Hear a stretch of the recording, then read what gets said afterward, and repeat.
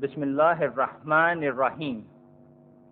We initiate today's program with the Qiraat, the recitation from the Holy Quran by Brother Ashraf Muhammadi.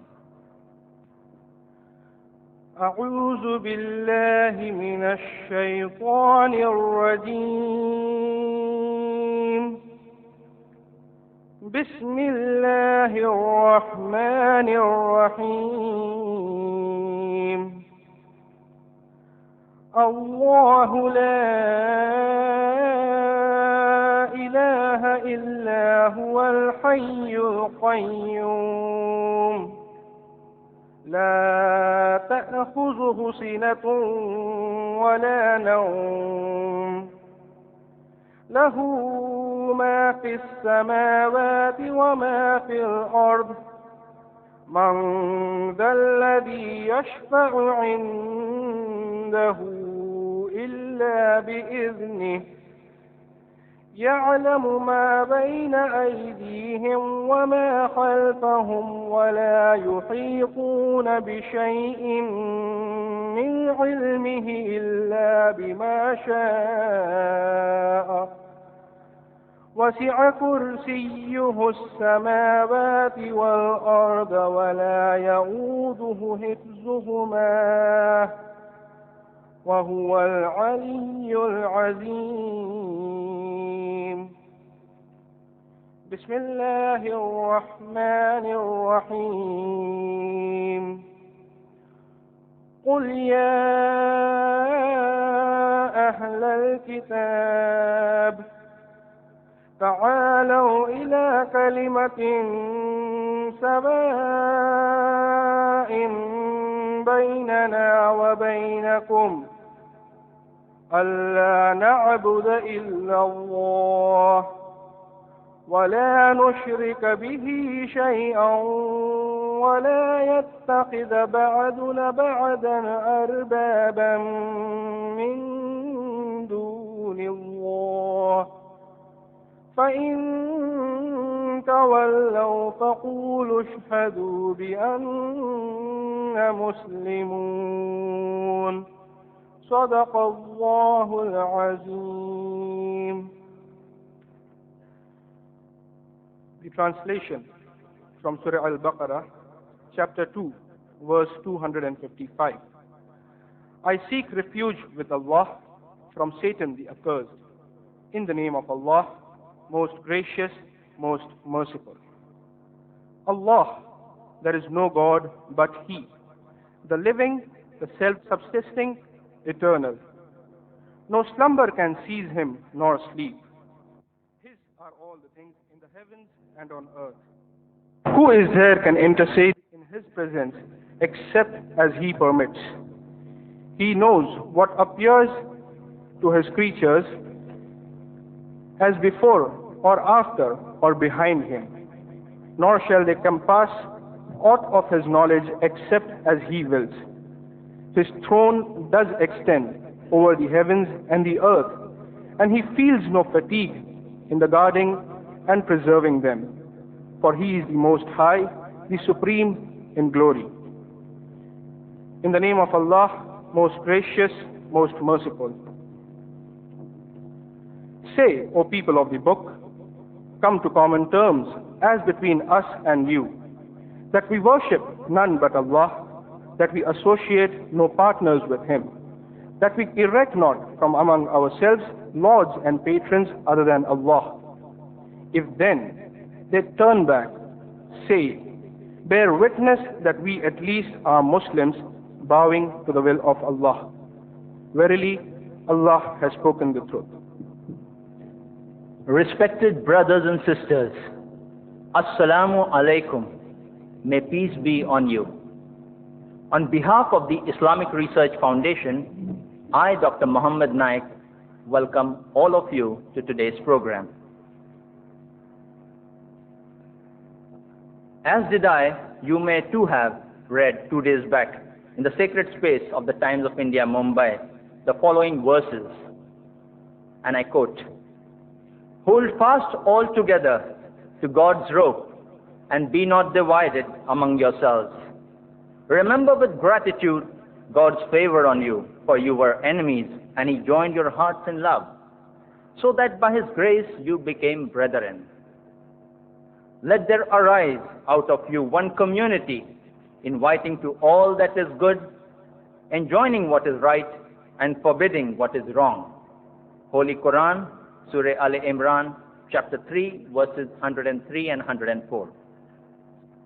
This quotation aptly represents the Islamic Research Foundation's striving for Islamic dawah, the proper presentation, understanding, and clarification of the message of Islam amongst Muslim and non-Muslims, as well as removing misconceptions about Islam amongst Muslims and non-Muslims.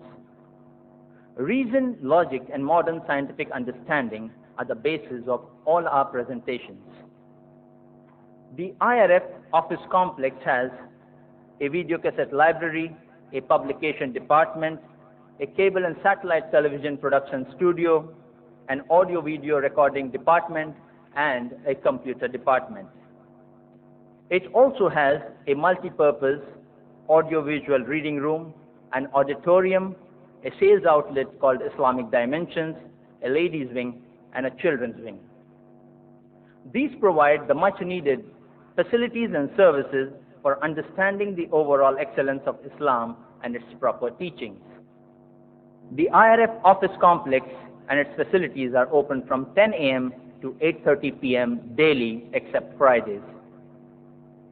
The regular programs of the IRF include organizing public lectures followed by open question and answer sessions like this one today, symposias, open forum interactions, and other such programs. Providing more than 3,500 video cassette titles on Islam and comparative religion to the public on free hire. Free distribution of more than 50 publications on Islam on request. Distribution of the Holy Quran with translation for understanding the message of God meant for the whole of humankind. Regular interactions internationally on the internet for presenting the proper message of Islam as well as removing misconceptions about Islam. The IRF also has its own website for providing information and clarifications about Islam. Through the cable TV relay networks in Mumbai alone, the IRF video cassettes on Islam reach more than 1 million homes daily for approximately 3 hours. The ATN satellite TV channel telecasts IRF programs on Mondays, Wednesdays, and Fridays from 6 to 6:30 a.m. Indian Standard Time across 68 countries of the world. The NEPC satellite TV channel and other TV channels too telecast IRF programs regularly. Dr. Zakir Naik, though a medical doctor by professional training, has devoted himself for analyzing Islam and other religions objectively, to understand and spread the real truth, understanding and clarifications about religion as a way of life.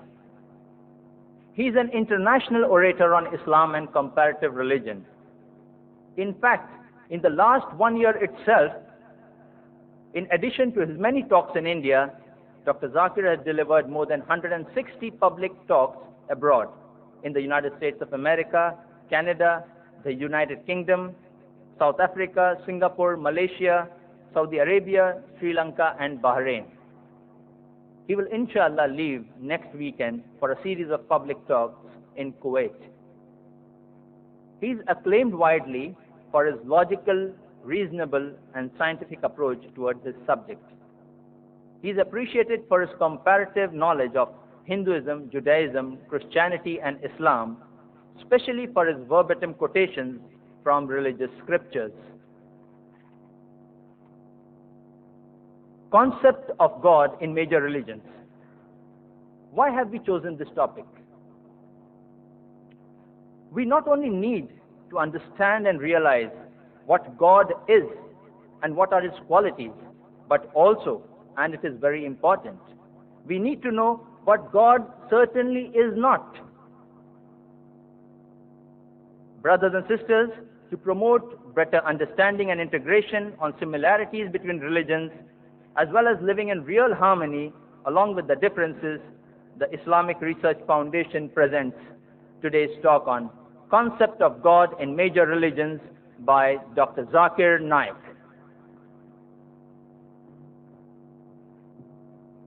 أعوذ بالله من الشيطان الرجيم بسم الله الرحمن الرحيم رب اشرح لي صدري ويسر لي أمري واحلل عقدة من لساني يفقهوا قولي. Respected elders and my dear brothers and sisters, I welcome all of you with the Islamic greetings.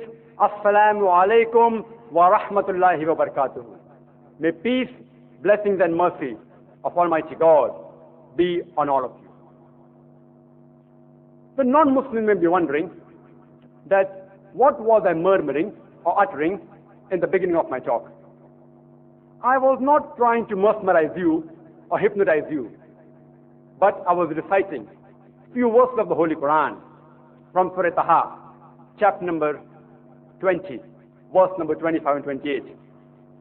When Allah subhanahu wa ta'ala, Almighty God, asked Prophet Moses, peace be upon him, to deliver the message to the Pharaoh, Moses, peace be upon him, he prays to Almighty God, Allah subhanahu wa ta'ala, and recites these verses. Rabbish Ruhali Fadri. Oh my Lord, expand my breast for me, expand my center for me. Wayassirli amri, and make my task easy for me. Wahlul ugdata min lisani, and remove the impediment from my speech. Since we know that Prophet Moses, peace be upon him, was a stammerer, was a stutterer. So he prays to Almighty God to remove the stammering, to loosen his tongue, as well as remove the barrier, if there is any, between him and the person to whom he is going to deliver the message. If a person is giving a talk on other religions, those people in the audience who do not belong to that religion, they may think that this person is going to speak against their religion. For example, if suppose a Hindu is giving a talk on other religions, the non-Hindus may feel that he is going to speak against my religion. If a Christian is giving a talk on other religions, the non-Christians may feel that he is going to speak against my religion. Similarly, I being a Muslim, when I am giving a talk on other religions, the non-Muslims may feel that I am going to speak against their religion. That's the reason I'm praying to Allah subhanahu wa ta'ala, Almighty God, to loosen my tongue as well as remove the impediment, the barrier, mental or otherwise, if there is any between me and you. The topic of this morning's talk is Concept of God in Major Religions. Religion, according to the Oxford Dictionary, means a belief in a superhuman controlling power, especially a personal God or gods that deserve obedience and worship. The Qari, Brother Ashraf Muhammadi, he recited two verses of the Holy Quran from Surah Al-Imran, chapter number 3, verse number 64, which says, Kul ya ahlal kitab, say to the people of the book, Ta'alaw ila kalmatin sawa'in baynana wa baynakum, that come to common terms as between us and you. Which is the first term? Allah na'budu illallah, that we worship none but Allah. Wala nushrika bihi shay'an, that we associate the partners with him. Wala yattakhiza ba'duna ba'dan arbaban min dunillah, that we erect not among ourselves lords and patrons other than Allah.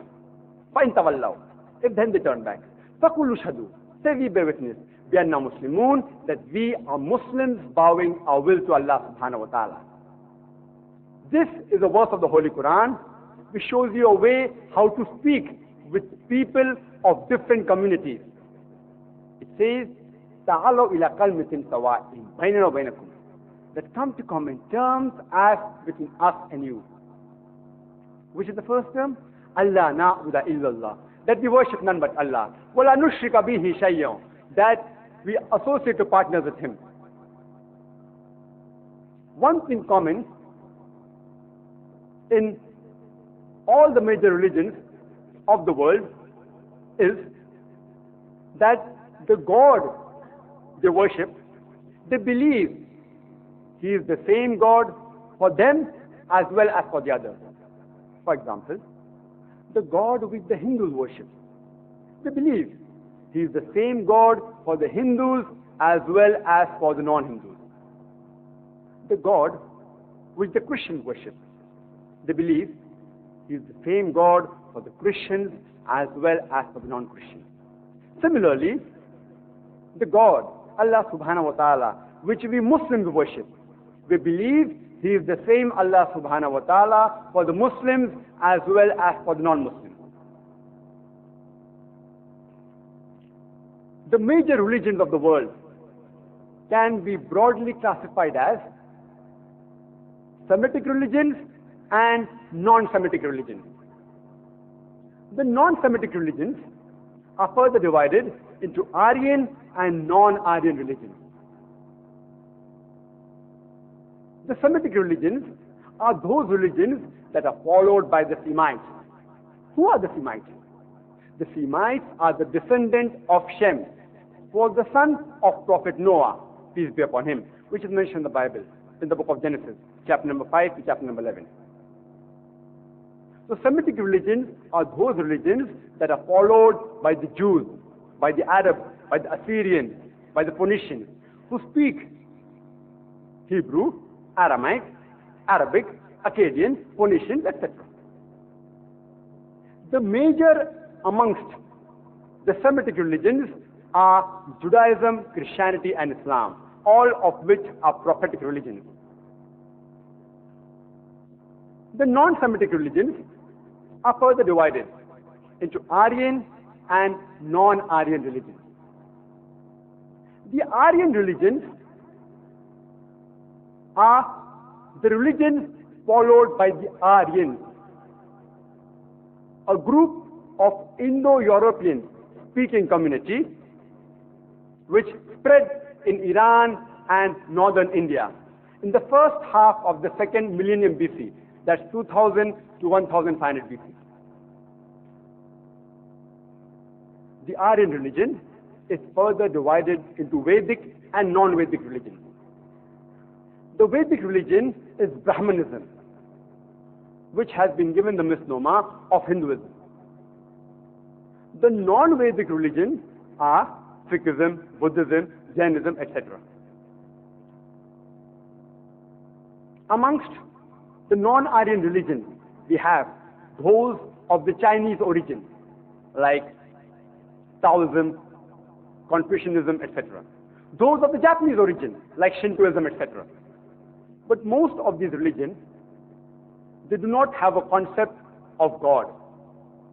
Therefore, they are preferably called as ethical systems instead of religion.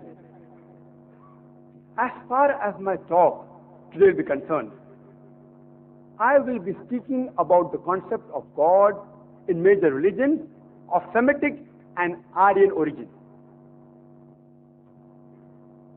To understand the concept of God, the best and the most accurate way is to analyze their religious scriptures and understand what it has to speak about God. Trying to analyze the concept of God by looking at the followers is not always correct, because most of the followers, they themselves do not know what their scripture speaks about God. So let's analyze today the concept of God in major religions by analyzing their religious scriptures. First, we'll discuss the Aryan religion.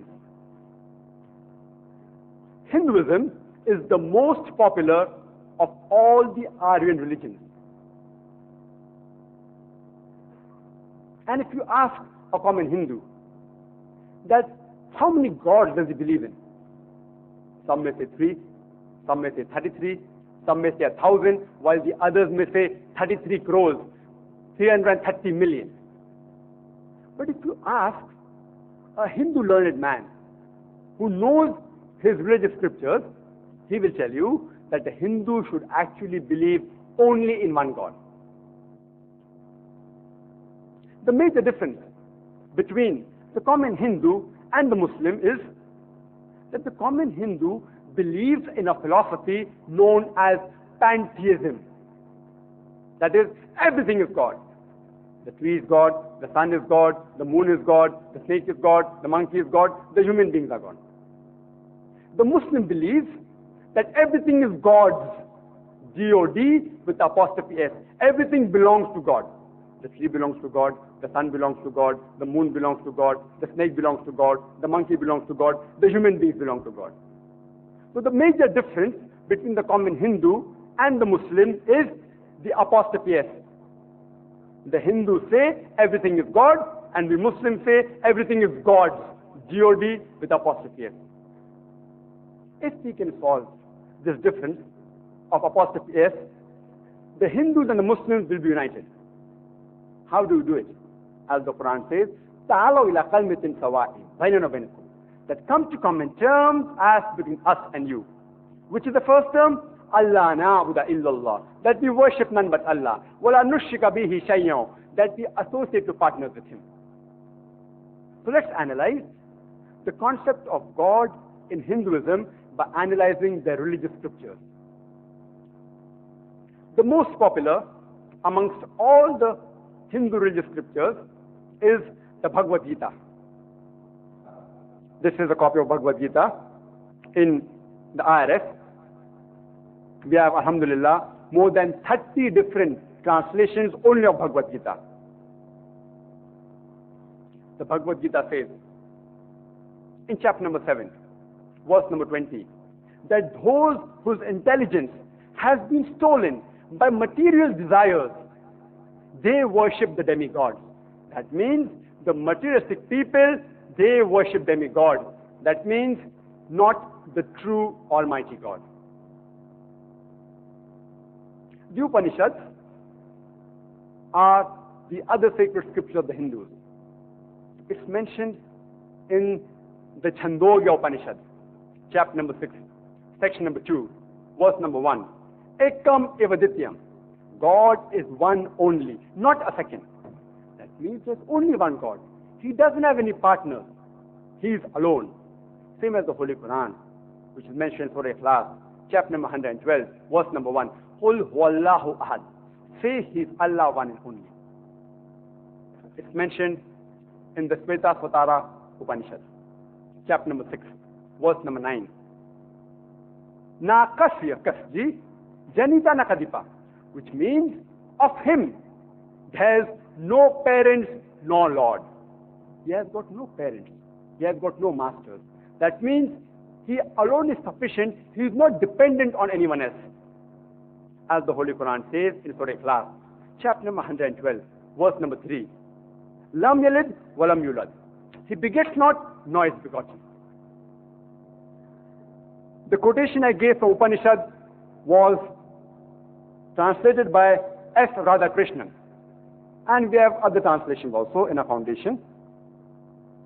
Further, if you read in the Shvetasvatara Upanishad, chapter number 4, verse number 19, it says, Na tasya patima asti. There is no likeness of Him. Same as the Holy Quran, Surah Ikhlas, chapter number 112, verse number 4. Walam yakul lahu kufuwan ahad. There is nothing like Him. It's further mentioned in the next verse of the Shvetasvatara Upanishad, chapter number 4, verse number 20. That His form cannot be seen. No one can see Him with the eyes.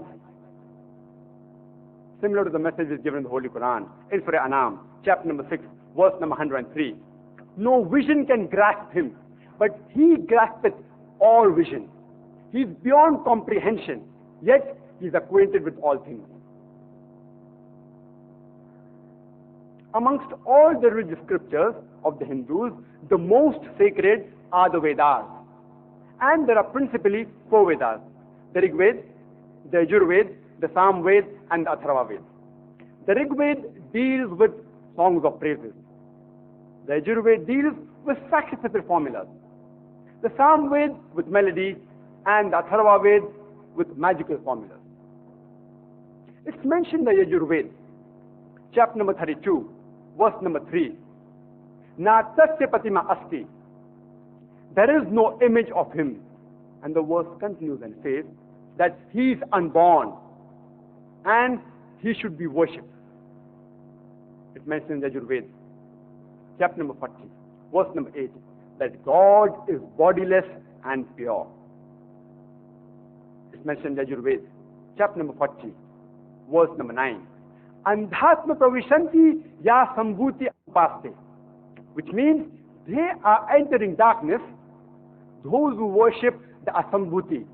The asambhuti are the natural things like air, water, fire. And the verse continues.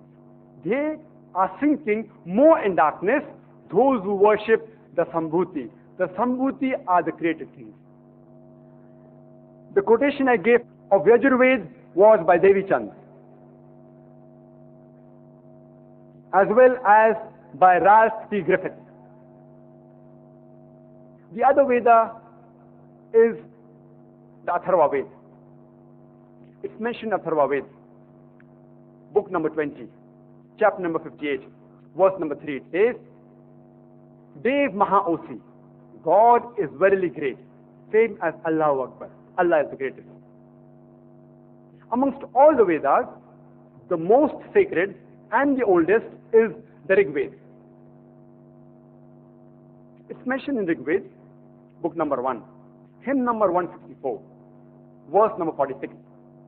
Sages call one God by many names.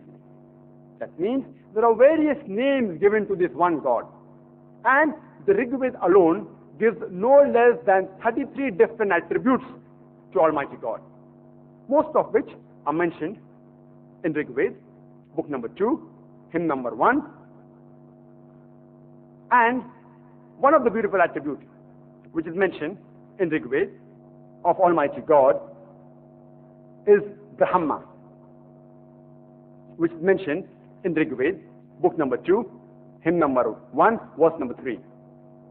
Brahma means the creator.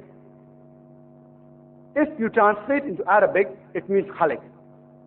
We Muslims have got no objection if anyone calls Almighty God, Allah subhanahu wa ta'ala, as Khalik or creator or Brahma. But if someone says that Brahma is Almighty God who has got 4 heads and on each head is a crown and he has got 4 arms, we Muslims take strong objection to it. Moreover, it is even prohibited in Yajurved, chapter number 32, verse number 3, which says, Na tasya patima asti, there is no image of him. Another beautiful attribute which is given in the Rig Veda, book number 2, hymn number 1, verse number 3, is Vishnu. Vishnu means the sustainer. If you translate into Arabic, it means Rabb. We Muslims have got no objection if someone calls Almighty God as Rabb or cherisher, sustainer, or Vishnu. But if someone says that Vishnu is Almighty God who has got 4 hands and one of his right hand holds the chakra, that's the discus, and one of his left hand holds the conch, and he's riding on a bird or reclining on a couch of snake, we Muslims take strong objection to it. We are going against the Yajurved, chapter number 40, verse number 8, which says, God is bodiless, as well as Upanishad, chapter number 4, verse number 19 of Sweta Swatara Upanishad, which says, Na tasya patima asti, there is no likeness of him. It's mentioned in Rig Veda, book number 8, hymn number 1, verse number 1, Ma chidangadi shansata. That means, do not worship anyone besides him alone. Praise him alone. It's mentioned in Rig Veda, book number 5, chapter number 81, verse number 1. It says, Verily, great is the glory of the divine creator. Same as Surah Fatiha, chapter number 1, verse number 2. Alhamdulillahi Rabbil Alameen. Praise be to Allah subhanahu wa ta'ala, the Lord of the worlds. It's further mentioned in Rig Veda, book number 3, hymn number 34, verse number 1. It says that He is the bounteous giver. It's further mentioned in the Yajurveda, chapter number 40, verse number 16. It says that lead us to the good path and save us from the sin which makes us wander and go astray. Similar to the verse of the Holy Quran of Surah Fatiha, chapter number 1, verse number 6 and 7, which says, Ihdina sirat al-mustaqim, sirat al-lazina namta alayhim, ghayr al-maghdubi alayhim walad-dallin. That shows the straight path, the path of those who have earned thine favor, and the path of those who go not astray. It's mentioned in Rig Veda, book number 6, hymn number 45, verse number 16. Ya ik it mushtihi. Praise Him who's matchless and alone. The quotation I gave from the Rig Veda was by Satya Prakash Narayan and Satyakam Vidyalankar, as well as by Rolf T. Griffith, volume 1 and volume 2. We have various translations of religious scriptures of various religions. So whatever quotation we give, if anyone wants to verify that the speaker is pulling a fast one, they are most welcome to come to our foundation and take a photostat copy. And all these translations which I gave to you is not done by Muslims. It's done by the people who follow that religion as well as by Orientalists. The Brahma Sutra of Hinduism, of the Vedanta, the main creed is Ekam Braham Dusya Naste, Niya Naste Kinchan. Bhagwan ek hi hai, dusra nahi hai, zara bhi nahi hai. There is only one God, not a second one. Not at all, not at all, not in the least bit.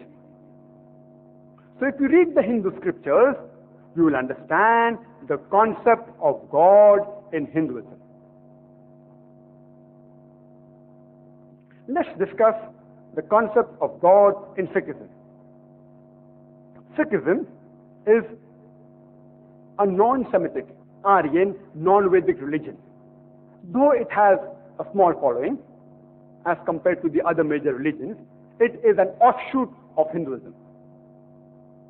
Sikhism was founded by Guru Nanak Sahib at the end of the 15th century. And it originated from the area of Pakistan and northwest India, that's Punjab, the land of the 5 rivers. And this religion, which was founded by Guru Nanak Sahib, is religion of 10 gurus. The first one who founded the religion is Guru Nanak Sahib. And the last and the 10th one is Guru Gobind Sahib. Guru Nanak Sahib was born in a Kshatriya, warrior caste family, but he was very much influenced by the Muslims. Sikh is derived from the word Sifya, which means a disciple or follower. And the sacred book of the Sikhs is Sri Guru Granth Sahib.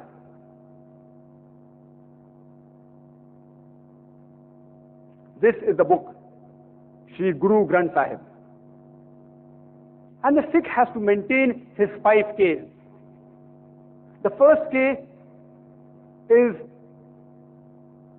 the kesh, the uncut hair which all the gurus kept. The second is the kanga, the comb, which is used to keep the hair clean. The third is the kala, the metal or the steel bangle used for strength and for self-restraint. The fourth is the kripan, the dagger, which is used for self-defense. And the fifth is the kacha, the long underwear till knee length, or underdrawers, which is used for agility. These 5K also help in identifying any Sikh. The best definition that any Sikh can give regarding the concept of Almighty God and Sikhism is quote the Mool Mantra, the fundamental creed of Sikhism, which occurs in the beginning of Sri Guru Granth Sahib. At the beginning, that is, of Sri Guru Granth Sahib, volume number 1, chapter number 1, verse number 1, it's also called as Japuji, Mool Mantra. It says that only one God exists, and is called by the true, the creator, the one free from fear and hatred, the immortal, not begotten, self-existent, great and compassionate. Sikhism strictly believes in monotheism, and Almighty God in the unmanifest form is called as Ek Omkara, and in the manifest form he is called as Omkara. And Guru Granth Sahib, he gave various attributes to this manifest form of Almighty God, Omkara, and called it also as Kartar, the creator, Akal, the eternal, Satyanama, the holy one, Sahib, the Lord, Parvardigar, the cherisher, Rahim, the merciful, Kareem, the benevolent. And he also called him as Waheguru, one true Lord, one true God. Sikhism, besides believing in monotheism, it is also against Avtarvada, the concept of incarnation of God. They are against that God can take human form, can incarnate. And they are also against idol worship. Guru Nanak was very much influenced by Sant Kabir. No wonder, if you read the Guru Granth Sahib, several chapters contain many couplets, dohas of Sant Kabir. And one of the famous dohas of Sant Kabir is, Dukh mein sumran na sab kare, sukh mein kare na koya. Jo sukh mein sumran na kare, to dukh kaye hoye. Everyone remembers God during trouble. No one remembers him during peace and happiness. The one who remembers him during peace and happiness, why will he have trouble? A similar message given in the Holy Quran. In Surah Al-Zumar, chapter 39, verse number 8, that man, when trouble touches him, he cries out to the Lord and repents to him. And when the Lord bestows him from his mercy, the man forgets that he had prayed and cried, and he associates rivals to Allah subhanahu wa ta'ala. Let's discuss the concept of God in Zoroastrianism. Zoroastrianism is a non-Semitic, Aryan, non-Vedic religion, which is not associated with Hinduism, and it's a prophetic religion. Zoroastrianism is also called as Parsiism, and it was founded by Prophet Zoroaster. It's an ancient religion of Persia, about 2,500 years old. And the sacred scriptures are the Dasatir and Avesta. The Dasatir can be further divided into Khurda Dasatir or Kalan Dasatir. And the Avesta can be further divided into Kurda Avesta or Kalan Avesta, the Maha Avesta or the Zend Avesta. This is a copy of the Avesta, one of the volumes of Avesta. And there are various other translations of the Avesta present in the Islamic Research Foundation.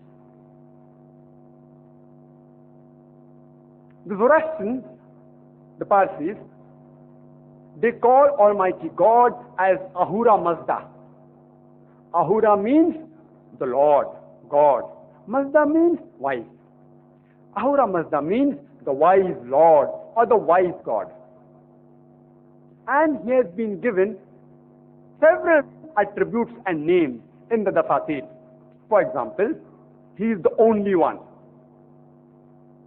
He has no beginning no origin and no end. He has no father, no mother, no wife, no son. He has got no image. He is beyond imagination. There's nothing like him. No vision can see him. He is beyond comprehension. He is closer to you than yourself. There are also other attributes given to Almighty God in the Avesta, the other sacred scripture of the Parsis. It's mentioned Avesta in the Gathas and the Yasnas. He's called as the Creator in Yasna, chapter number 31, verse number 7 and 11. And also in other places in Yasna, chapter number 44, verse number 7, chapter number 50, verse number 11, chapter number 51, verse number 7. In several places he's called as the Creator. He's also referred as the mightiest, the greatest. In Yasna, chapter number 33, verse number 11, as well as in chapter number 45, verse number 6. He is referred to as the beneficent in the Yasna, in chapter number 33, verse number 11, as well as in Yasna, chapter number 48, verse number 3. He is referred to as the bounteous, no less than 7 times only in Yasna, chapter number 43, verse number 4, 5, 7, 9, 11, 13, and 15. He is also referred as the bounteous in other places of Yasna, chapter number 44, verse number 2, chapter number 45, verse number 5, chapter number 46, verse number 9, as well as chapter number 48, verse number 3. He is referred to as bounteous several times. So if you read the scriptures of the Parsis, you'll understand the correct concept of Almighty God in Parsism, in Zoroastrianism. Now let's discuss the Semitic religions. Major Semitic religions are Judaism, Christianity, and Islam. First, we'll discuss about the concept of God in Judaism. It's mentioned in the Old Testament. Moses, peace be upon him, says, in the book of Deuteronomy, chapter number 6, verse number 4, Shama Israelo, Adna Ilahainu Adna Echad. It's a Hebrew quotation, which means, Hear, O Israel, the Lord, our God, is one Lord. That means God is one and only. It's further mentioned in the book of Isaiah, chapter number 43, verse number 11. I, even I, am Lord, and besides me, there's no Savior. In the book of Isaiah, chapter number 45, verse number 5. I am Lord, and there's none else.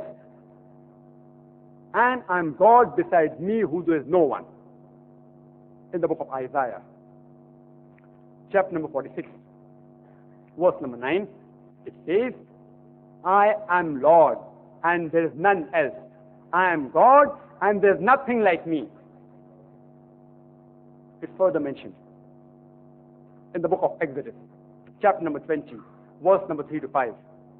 It said that God Almighty says in the scriptures, Thou shalt have no other gods besides me. Thou shalt make unto thee no graven image of any likeness, of anything that is in the heavens above, that is in the earth beneath, and that is in the water under the earth. Thou shalt not bow down to them, nor serve them, for I, the Lord, the God, is a jealous God. The same message is repeated in the book of Deuteronomy, chapter number 5, verse number 7 to 9, that thou shalt have no other gods besides me.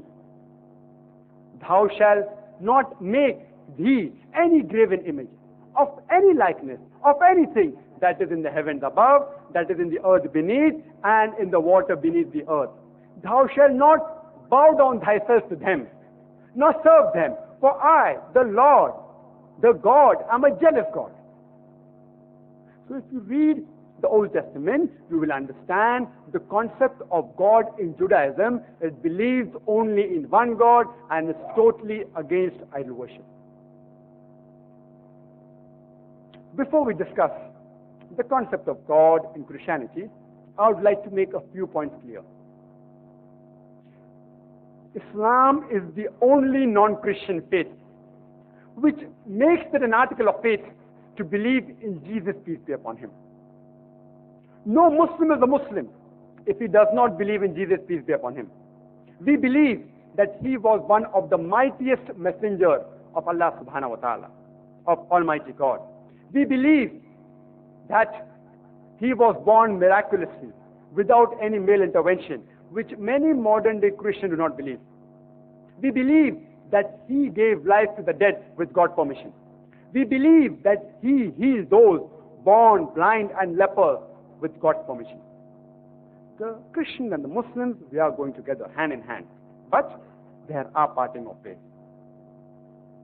There are many Christians who say that Jesus Christ, peace be upon him, he was Almighty God.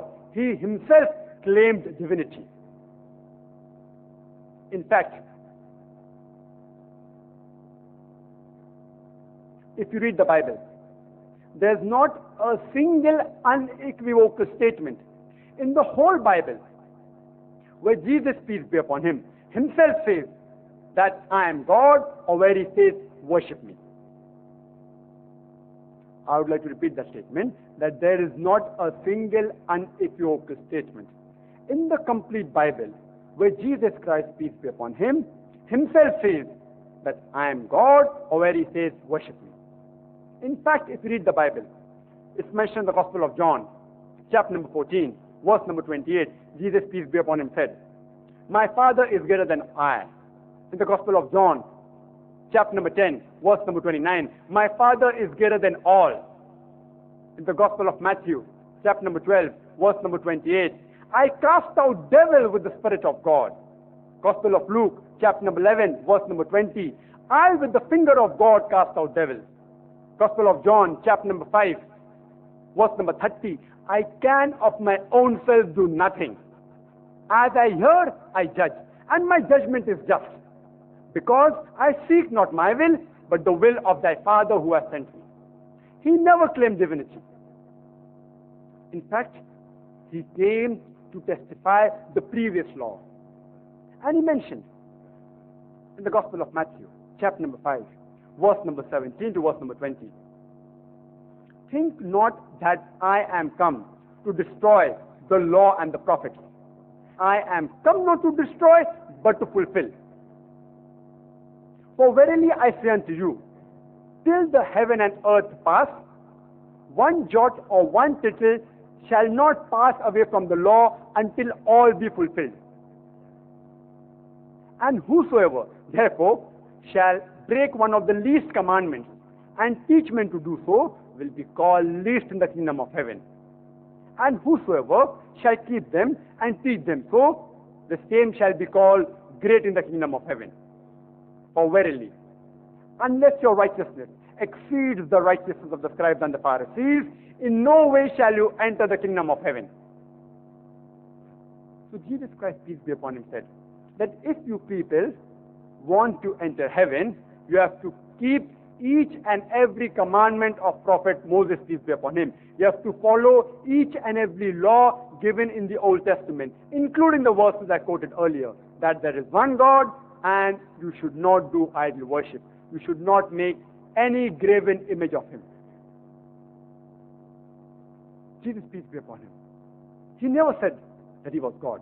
In fact, he said that he was sent by God. He was a prophet of God. It's mentioned in the Gospel of John, chapter number 14, verse number 24. The words that you hear are not mine, but it's my Father's who has sent me. The Gospel of John, chapter number 17, verse number 3. This is eternal life, so that you may know there is one true God and Jesus Christ who thou hast sent.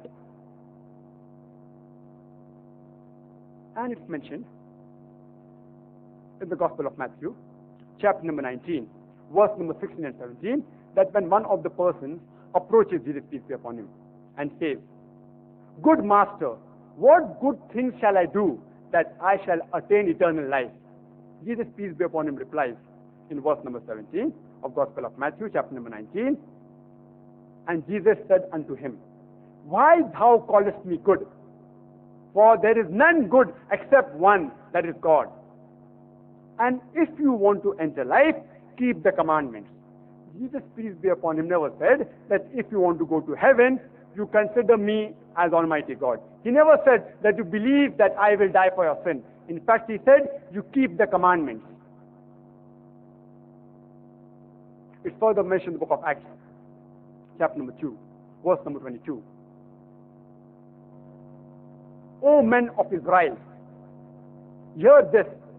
Jesus of Nazareth, a man approved by God amongst you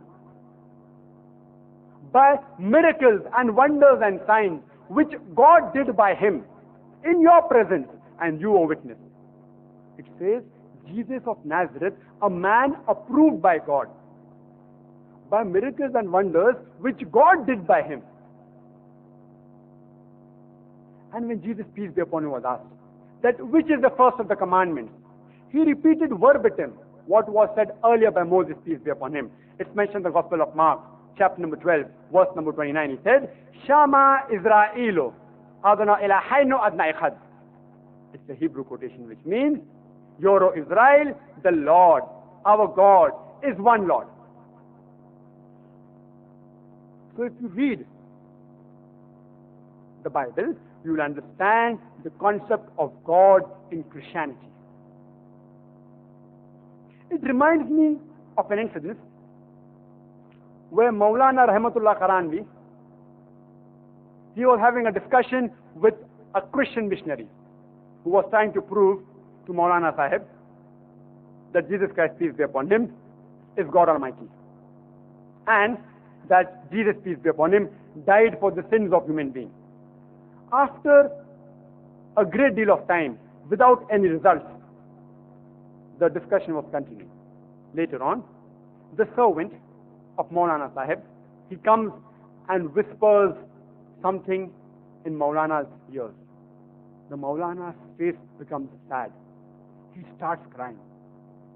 The Christian missionary asks, Maulana Sahib, what's the bad news? The Maulana Sahib said in a very sad tone, my servant, he just gave me information. He brought news that Archangel Gabriel, he died. The Christian missionary began to laugh loudly. Maulana Sahib, you being such an intelligent person, how can you believe in such absurd things? Can angels die? The Maulana Sahib said, when God can die, why can't angels die? And the Christian missionary, without speaking a single word, he left. It's a battle of wits. Let's discuss the concept of Almighty God in Islam. The best answer that anyone can give you regarding the concept of Almighty God in Islam is quote to you the surah of the Holy Quran, Surah Ikhlas, chapter number 112, verse number 1 to 4, which says, Qul huwallahu ahad. Say he is Allah, one and only. Allahu samad. Allah the absolute and eternal. As-samad is a bit difficult to translate. It means that he exists and he has created things when nothing existed. Everything and every person is dependent on him, but he is not dependent on any person or anything. As-samad, the absolute and eternal. Lam yalid wa lam yulad. He begets not, nor is begotten. Wa lam yakul lahu kufuwan ahad. There is nothing like him. This is a four-line definition of Allah subhanahu wa ta'ala, which is the touchstone of theology. Surah Ikhlas is the touchstone of theology. Theo in Greek means God. Logy means study. Theology means study of God. Surah Ikhlas is the touchstone of theology. If anyone wants to purchase or sell any of the gold jewelries, first they'll evaluate their gold jewelry. And for that, they will go to a goldsmith. And the goldsmith, he takes your gold jewelry and he rubs it against a touchstone. and he compares the color with samples of gold which he has rubbed at the side, and then tells you whether it's 24 karat gold, whether it's 22 karat gold, or whether it is not gold at all. It may be fake gold, because all that glitters is not gold. Surah Ikhlas is the touchstone of theology. It's a 4-line definition. If you apply to any candidate who says that is Almighty God, and if he fits in this definition, we Muslims have got no objection in accepting that candidate as Almighty God. It's a touchstone. It's the acid test to decipher whether the person that anyone claims, whether he is Almighty God or not. It's the acid test. It's the touchstone. 4-line definition. Qul huwallahu ahad. Say he is Allah, one and only. Allahu samad. Allah the absolute and eternal. Lam yalid wa lam yulad. He begets not, nor is begotten. Walam yakul lahu kufuwan ahad. There is nothing like him. It's a 4-line definition. Anyone claiming to be Almighty God, if that candidate fits in this 4-line definition, we Muslims have got no objection in accepting that candidate as Almighty God. For example, some people say that Bhagwan Rajnish, Osho Rajnish, he is Almighty God. I would like to make it very clear. I said some people say Bhagwan Rajnish is God. Not Hindus say Bhagwan Rajnish is God. Because once, during question and answer time, there was a Hindu gentleman who came and told me that we Hindus don't believe in Bhagwan Rajnish as God. I have read the Hindu scriptures. I know that the Hindu scriptures don't call Bhagwan Rajnish as God. I said some people call him God, and Rajnish has got followers from various different religions. Let's put him to test of the touchstone of theology, Surah Ikhlas. The first is, Qul huwallahu ahad. Say he is Allah, one and only. Is Rajnish one and only? We know that we have several such fake godmen, especially in our country, India. He is not one and only. But there may be some people who are disciples of Rajnish and say, no, Rajnish is one and only. Okay, let's go to the second test. Allahu Samad. Allah, the absolute and eternal. Is Rajnish absolute and eternal? We know from his biography that he was suffering from diabetes, from asthma, from chronic backache, and he alleged that the American government, they gave him slow poisoning. Imagine God being poisoned. The third test is Lam yalid wa lam yulad. He begets not, nor is begotten. We know that Rajnish had parents. He had a mother and father. He was born in Jabalpur in Madhya Pradesh in India. But he was a very intelligent person. Later on, his parents became his own disciples. And in the year 1981, Rajnish, he goes to America. And in Oregon, he establishes his own town and calls it Rajnishpuram. He took America for a ride. Later on, the American government, they arrested him and put him in jail. And later on, kicked him out of the country. In 1985, when he was kicked out from America, he comes back to India, and in Pune, he starts Rajnish Neo Sannyas Commune, which later on, he called it as Osho Commune. And when you go to Pune, in the Osho Commune, it's mentioned on his tombstone. Osho, never born, never died, but visited the earth from the 11th of December 1931 to the 19th of January 1990. They forgot to mention that he was not given visas to 21 different countries. Imagine Almighty God visiting the earth and he requires visas. And the Archbishop of Greece said that if you don't deport Rajnish, we will burn his house and the house of his disciples. And the last test, وَلَمْ يَكُلْ لَهُ كُفُوًا أَحَدٌ. It is so stringent, it's impossible for anyone besides Allah subhanahu wa ta'ala, the true Almighty God, to pass. It says there's nothing like him. The moment you can imagine The moment you can draw a mental picture, what God is, He is not God.